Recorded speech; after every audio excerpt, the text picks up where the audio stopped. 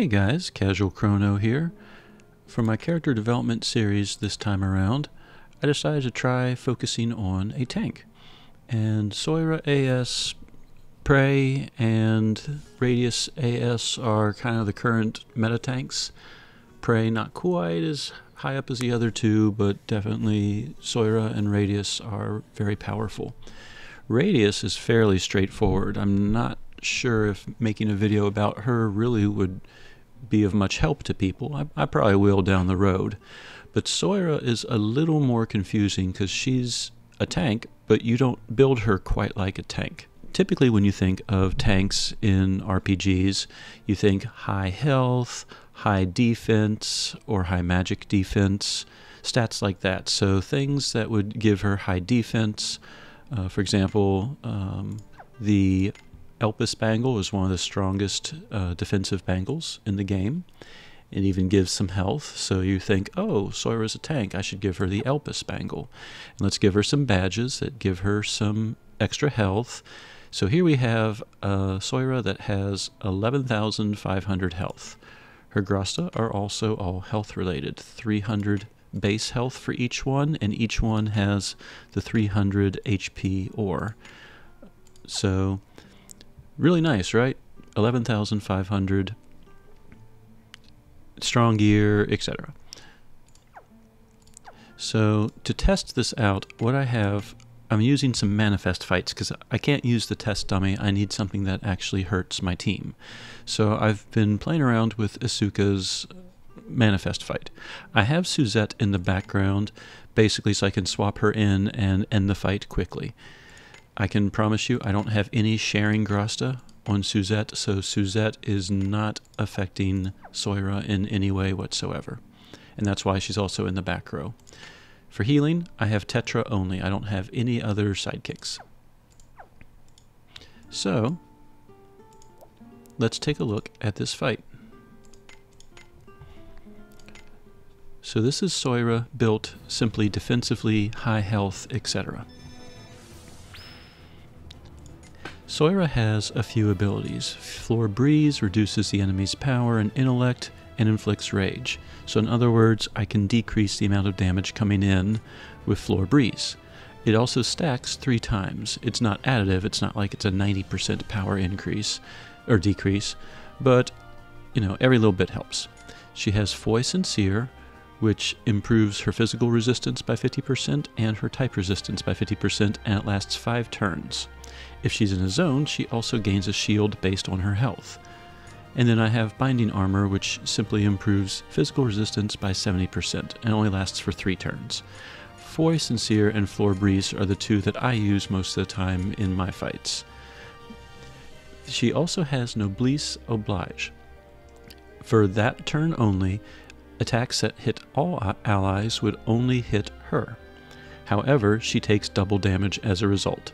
She has unlimited uses of this, which is kind of nice, because you know Radius has Chivalry, but she only has it 3 times. And Prey has to cast Indulgence every other turn because he's stunned afterwards. So here, I can cast this every single turn if I want to, but it means she takes double damage. So, we're going to start the fight by beefing up her resistance even more. Foi Sincere.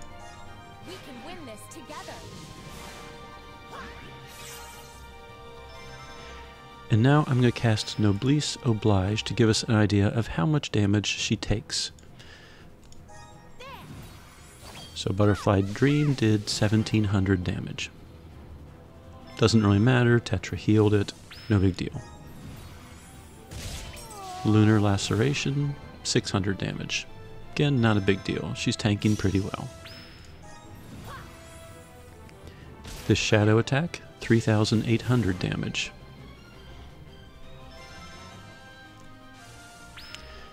So you get the general idea. Now, one nice thing about having Tetra is that if she takes damage where her hit points drop below 80%, he gives her a buff.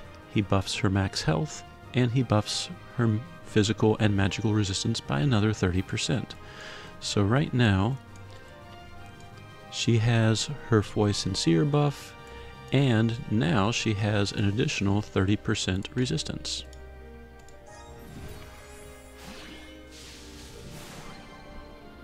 and 14,000 health instead of 11,000.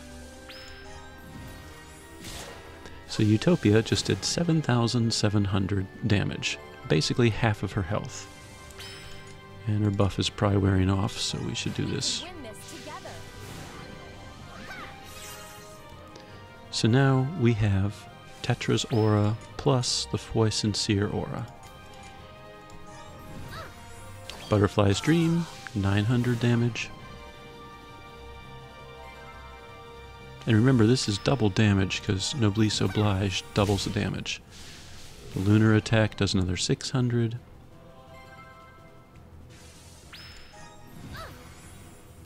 Her little shadow clones did 3,000 damage.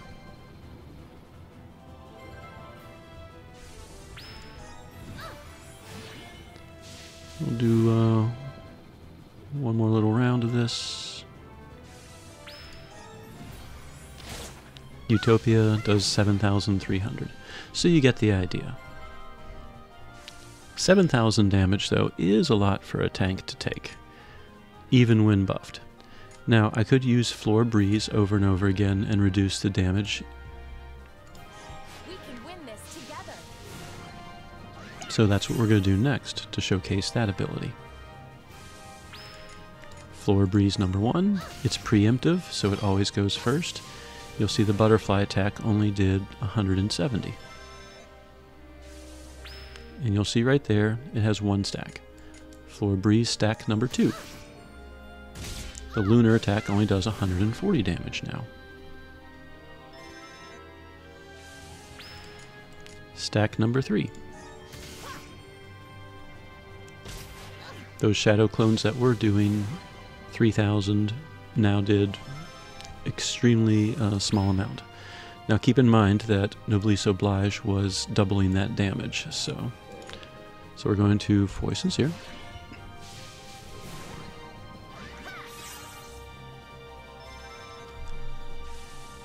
We have 3 stacks going, so Noblesse Oblige.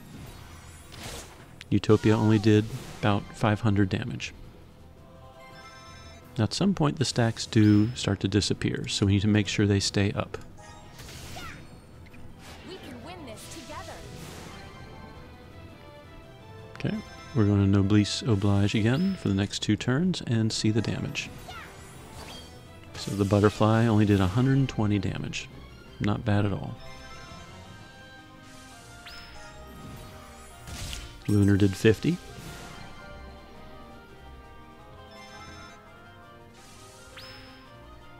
Last round with 3 stacks of Floor Breeze. The shadow clones that were doing 3,000 have dropped down to like 200. So Soira by herself, if you build her defensively, can tank pretty well. A combination of Foi Sincere and Floor Breeze will allow you to survive a lot. So let's go ahead and wrap up this fight.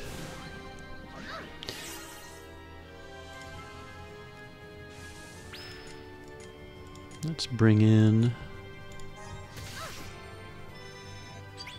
Behold, ancient despair. Alright, and now we're going to blow the AF bar so we can just finish this fight up really quick.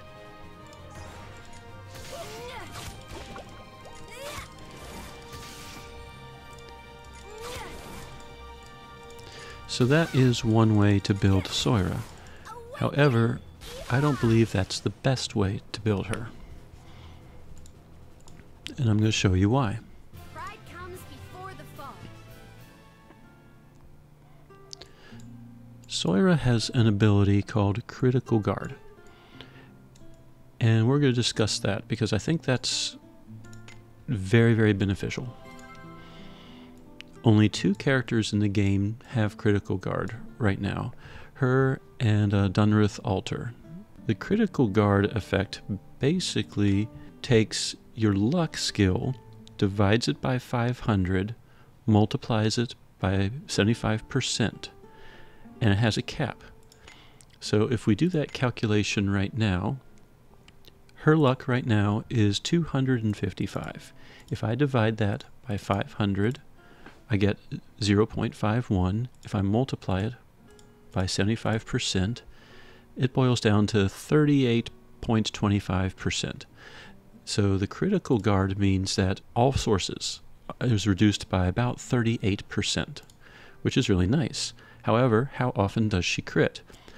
Well, her weapon doesn't give her any crit skills. Her armor doesn't give her any crit. Her badges definitely don't give her any crit. So 0% of the time, she reduces the damage by 38%, which means her critical skill is basically worthless right now. Critical guard does get affected by in-game buffs. If you get a buff that improves her crit by 100% for like 3 turns, then she will have 3 turns where her damage is reduced by 38%. But typically, how you want to build Soira, instead of health, instead of defense, most people do tend to try and beef up her luck as much as possible, and I'm going to show you why. So we're going to switch the badges right away to the highest luck badges that I have.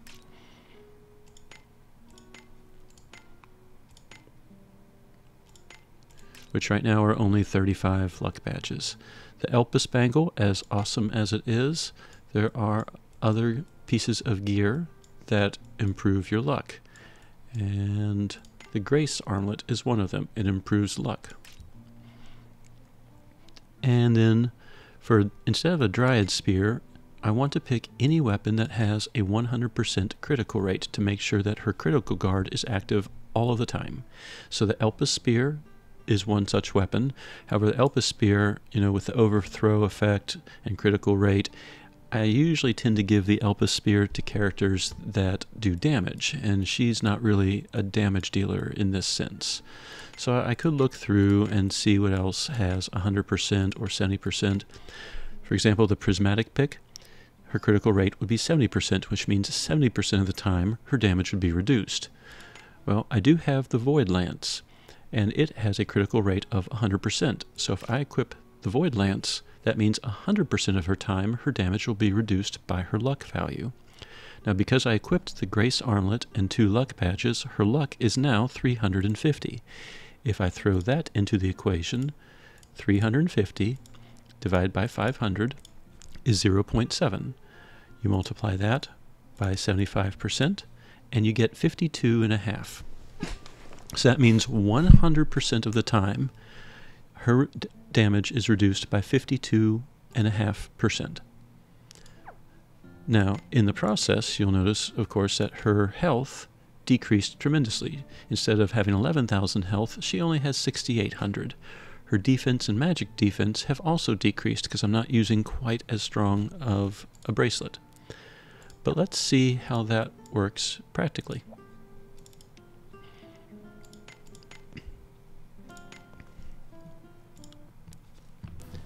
So same battle, same character. We're going to start the same way. Foi Sincere. We can win this together.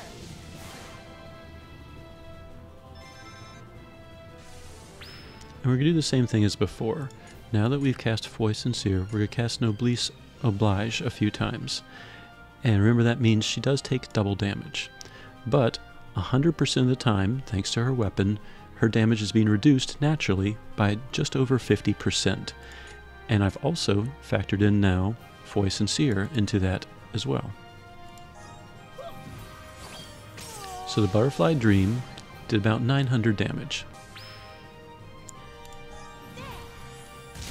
Lunar Laceration did about 600 damage, which was about the same as before.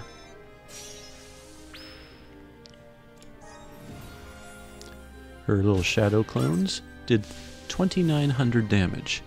If you remember, in the last fight, they were doing about 3,300 damage at this point.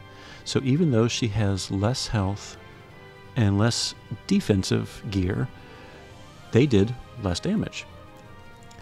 So let's go ahead and rebuff Foi Sincere. Because they did that much damage, Tetra's aura is now in effect as well. So in addition to her Foi Sincere, the 50% physical and type resistance, she's now also gaining 30% more from Tetra, and she has the critical guard that's active 100% of the time.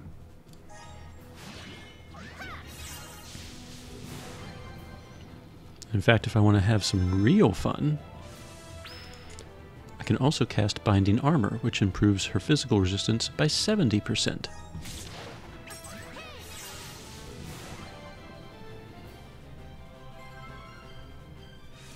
So now I have Binding Armor, I have Foi Sincere, and now I'm going to cast Noblesse Oblige.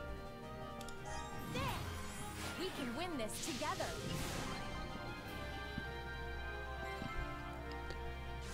So, on this turn, we're going to see double damage. She's buffed with Foi Sincere, Binding Armor, and Tetra's Aura.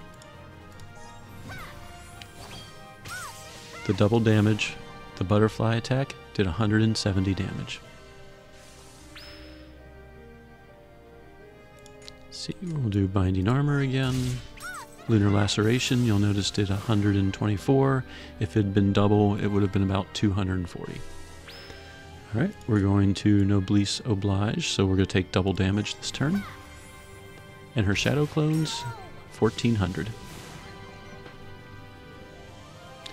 Now mind you, this is without her reductions from Floor Breeze. This is just simply Soira and defenses and Tetra, which is awesome. So let's see how many more turns I have. 2 for everything. So let's start stacking up some debuffs now. You'll notice here's the Critical Guard effect. I assume Dunnerith Altar has the same thing. So now let's do some Floor Breezes and reduce her power.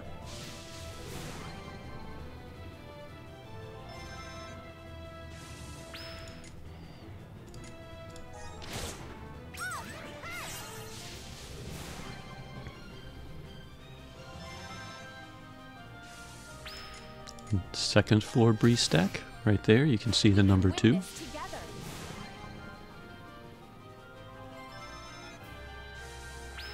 At this point, her Binding Armor has run out, so I'm just with Foi Sincere and Tetra's defenses.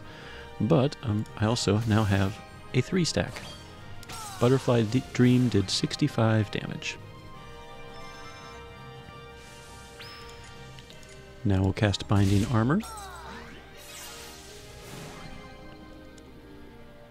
And now we'll do Noblesse Oblige. So this is double damage. 112.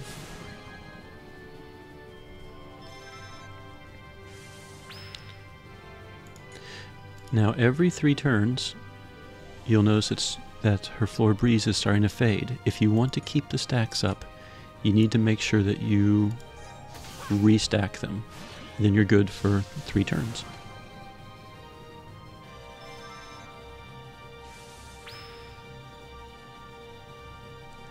So, looks like I have 1 turn left of pretty much all of my defenses. Foi Sincere again. But you'll notice that there's pretty much nothing this Manifest weapon can do that will really hurt me. So let's go ahead and stick Suzette in the front line so we can wrap up this fight. But you'll notice now, even without a massive amount of health, the enemy really can't hurt her. 100% of the time she's reducing damage, and then her buffs further reduce damage, and Tetra further reduces damage. So at this point,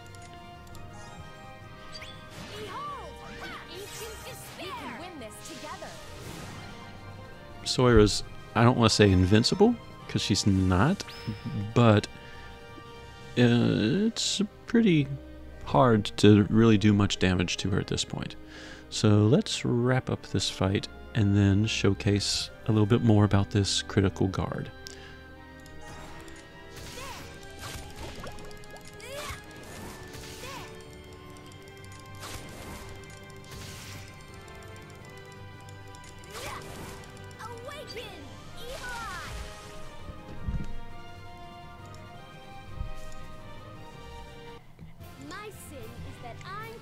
Alright, we're going to run back out and restore mana. So you saw that fight now, with a Soira that had 350 luck. Some people will do everything in their power to improve her luck. You can do things like upgrade grasta. Let's find one that is not... Alright. You can collect light shadow luck HP ore. This will improve luck based on light and shadow points. If I remember right, it has a cap of 29. So if you put 3 of those on 3 grasta, you're basically looking at almost an extra 90 luck points. So that is one way to do it, to get more luck. However, in my Soira's case at least, that means I would lose 900 additional health, which might be worth the trade-off. Other ways to get luck is through buffs, and one of the most popular characters is Yifa, AS. She has a faith ability that takes her spirit, and half of her spirit, which in this case would be about 133, half of her spirit will be added to all of the stats on the character. So she would get 133 extra luck, 133 extra spirit, 133 extra endurance, speed, intelligence, and power. So her endurance and spirit would go up, helping her defenses. Her luck would go up to 483. Now this critical guard caps at 500 luck. So if I can get the luck past 500, she's maxed out, and all damage is going to be reduced by 75% all of the time. Why all the time? Because her critical rate is 100%. So I am going to go ahead and sacrifice a little bit of her health to do so. So I was kind of looking through all of my stuff, and I noticed some things have, like power 10, luck 10. So normally I would not suggest that you give these types of grasta to a character just for the extra 20 luck points. I'd probably go ahead and let's see, find another one that had luck, intelligence, luck. Power of agony. Why not? Normally I would stick with the HP type ore, and if I really wanted to luck, I'd probably upgrade. But with Yifa, I don't need to do the upgrades. So her luck is 370.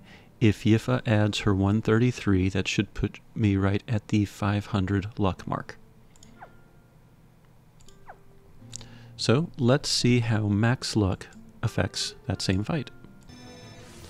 So first of all, you will notice that Soira's hit points are down. Instead of 6,800, she only has 5,600. Faith is going to be the thing that you cast on Soira to boost her luck. And we're going to go ahead and foy Sincere. Blessings upon you. Yifa's job is now pretty much done. So we're going to switch her out, and we'll probably get Isuka killed, but we don't really care about her. So we're going to Noblesse Oblige now with maximum luck.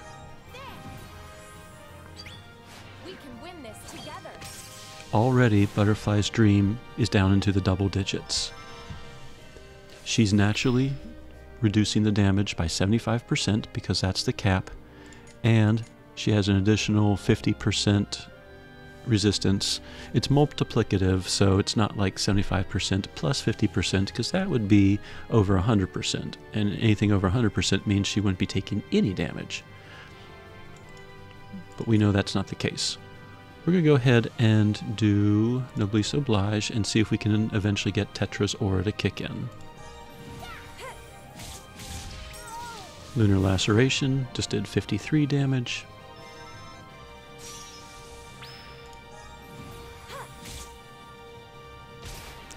The Shadow Clones never even had a chance. They've only done 600 damage.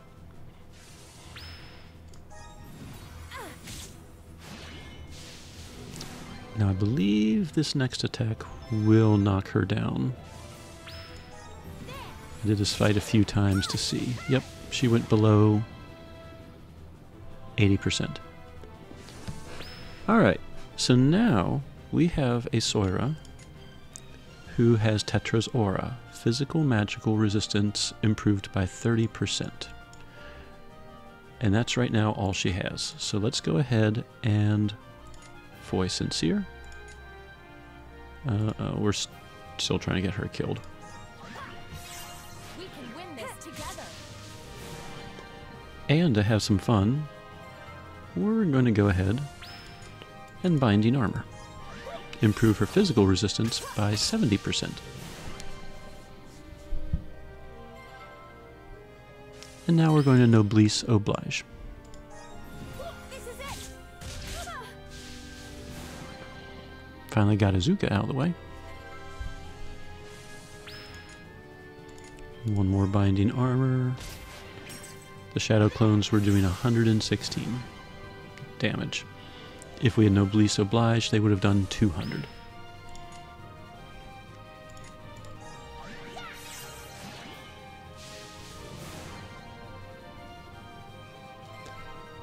So you can see with maximum luck, so maximum critical guard, let's Noblesse Oblige this turn.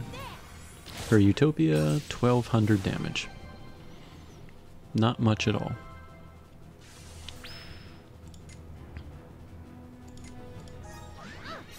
We can win this together. Let's Noblesse Oblige a few turns. So this is double damage, 40. Let's check out another double damage. 20. So critical guard is really cool. If you can max out a character's luck, they don't need a super high amount of health. They don't need a super high amount of defense. They just need a weapon that guarantees that they have these defenses 100% of the time. And then their own buffs are usually enough to really prevent damage. So let's also showcase, let's do Noblesse Oblige one more time, see the little Shadow Clones, 200. So this has just been Soira defensively. Let's go ahead and stack some Floor Breezes now. There's one.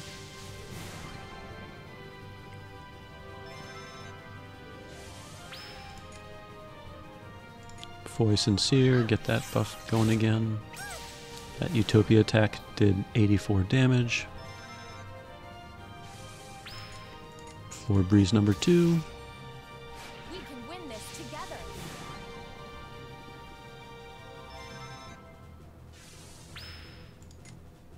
Binding Armor.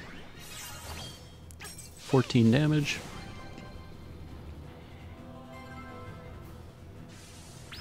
Floor Breeze number 3. The Lunar Laceration did 7. And let me see, do I still have Binding Armor going? Physical type resistance? I do not. Let's Binding Armor. Shadow Clones did 13 damage.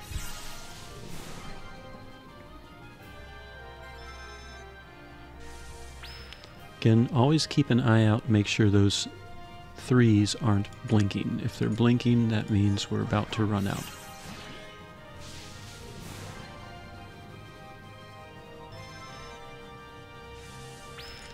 Floor Breeze is also the ability that inflicts rage, so we don't want it to run out either. So you can see, between Critical Guard, Tetra's Aura, and her own defenses, the enemies aren't hitting her for like 7, 30. I mean, it's not much. Now she is running out of mana, so we're going to go ahead and move, yeah, why not, both of them to the front line. We'll Noblesse Oblige. Behold, the ancient despair. We choose to walk the path of light together. And we're going to go ahead and end this fight.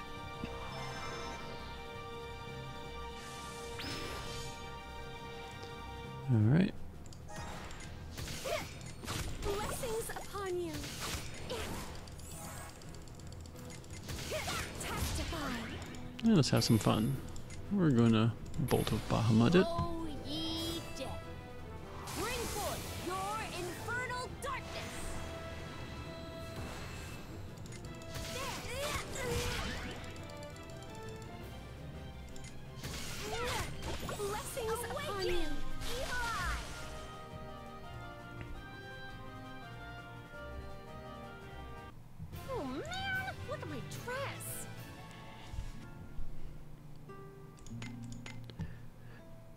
So you just saw kind of two situations. We could either build her for maximum luck or build her for like high health, high defenses like most tanks. I tend to prefer this method because it's rare that she's completely by herself as well. The critical guard does get changed in the course of the battle, so if you cast a spell that improves luck, if you cast a skill that improves her crit rating, etc., it recalculates critical guard. And then if you have other characters like Yifa who can also decrease damage and stuff like that, you find that you really don't need a super high amount of health. So let's go ahead and switch back to what I had.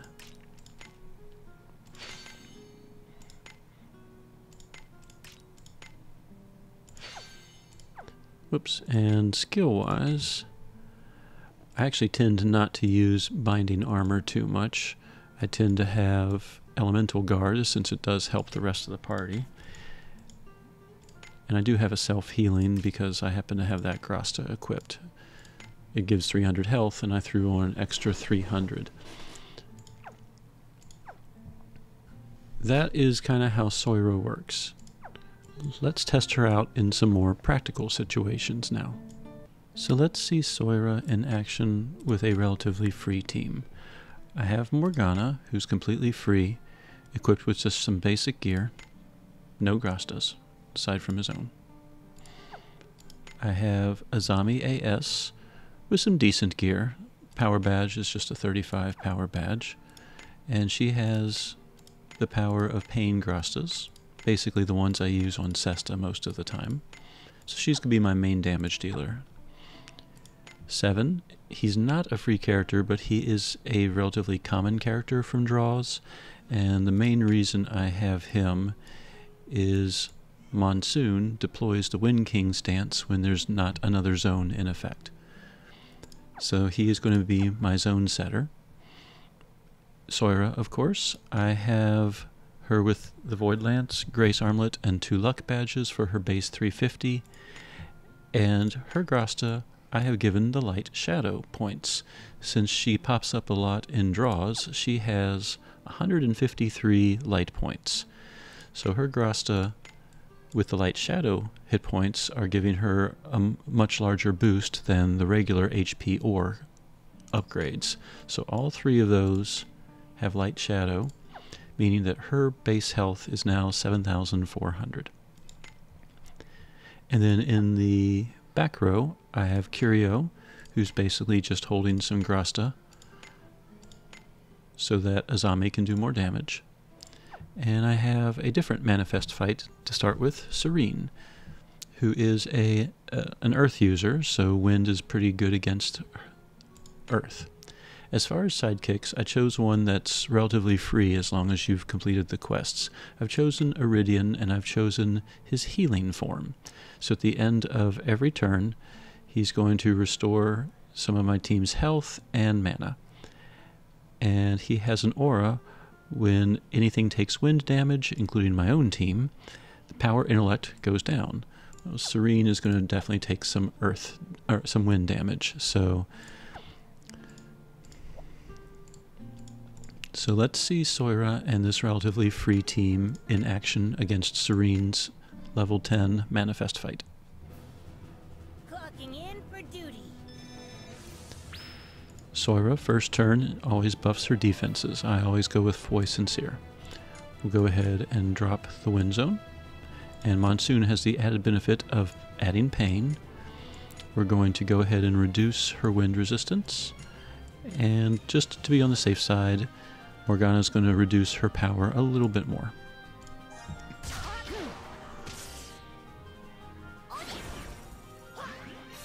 You will obey my whip. All right, she's powered herself up.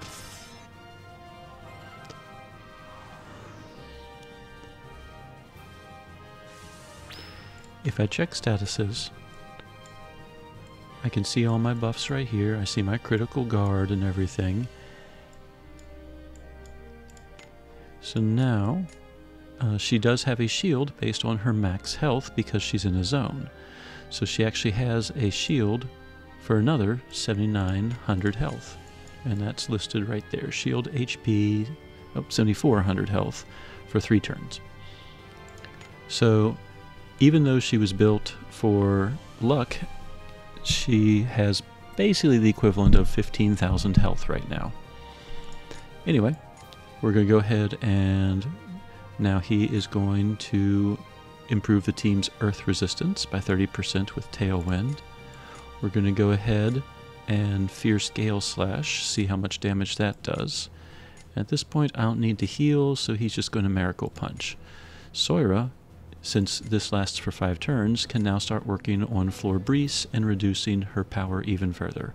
Floor Breeze is preemptive, so it will go first.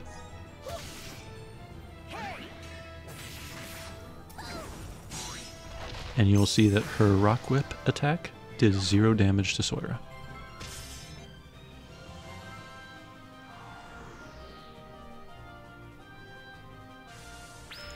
We're going to Floor Breeze again.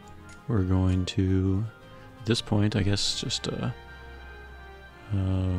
Rampage Gale, Fierce Gale Slash again. I could Petal Fall. Either way. This is Fierce Gale.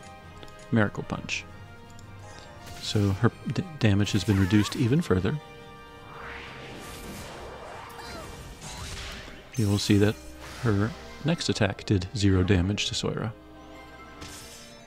And I'm pretty sure that the next round will probably kill her, looking at the way her health has dropped. So let's hold off on killing her one more time and get another Floor Breeze going. So now she's completely stacked. Rock Whip did 0 damage.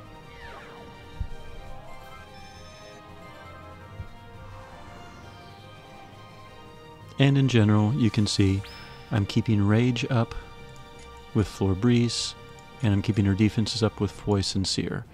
And that alone, plus the Wind Zone, has reduced Serene's damage to 0 for pretty much every attack. So let's go ahead and finish this up. Let's Fierce Gale and Miracle Punch, and that should be the end of it. And there you go. An example of Soira with a relatively free team, basically rendering a manifest fight completely simple.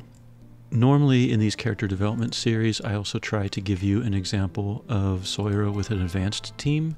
However, for those of you that have been following my channel for a little while, you know that Soira is used quite commonly in a lot of my fights. You can browse a lot of the manifest fights, super boss fights, pretty much everything, and you'll see Soira in action in a lot of those. So just to save time, I'll just kind of direct you to those. But that is the basics of Soira. You definitely want to make use of her critical guard effect, and you can do that by giving her any weapon that improves her critical rate by 100%. It's physical critical rate, I believe. And then the rest of her gear, you can kind of go either direction. You can either build her like a traditional tank with a lot of health and a lot of defenses, or you can try and build up her luck as much as possible. I personally recommend the luck route, because especially once she gets to max luck and has basically the max critical guard effect of 75%, that, and if you have Tetra, that combination alone really reduces pretty much all damage on her. There's been a lot of fights where the rest of my team gets wiped out, and she just sits around and takes the blows until Tetra can reincarnate the team again. It's kind of fun to watch, even though it does take a little while. So that is my personal recommendation. Her and Dunrith Altar both have that effect. So if you build them both up with a lot of luck, and then have characters like Yifa AS providing even more luck, you'll have a very, very, very powerful tank. So that is why Soira is considered one of the meta tanks, and you saw her in action with a free team, free sidekicks, and she was not doing damage. All she was doing was basically reducing all of the boss's damage to basically nothing in this particular fight. So anyway, if you get Soira AS, or if you collect her treatises and upgrade her, She's a wonderful character to have. She's an excellent addition to any wind team, and in general is a fairly versatile tank. You could really throw her in for a bunch of tanking roles. If you give her like a hold ground or something like that, then she becomes even more invincible, which is you know, a whole nother level of meta-ness, I guess. So anyway, if you get Soira, I hope this helps you. Casual Crono, signing out.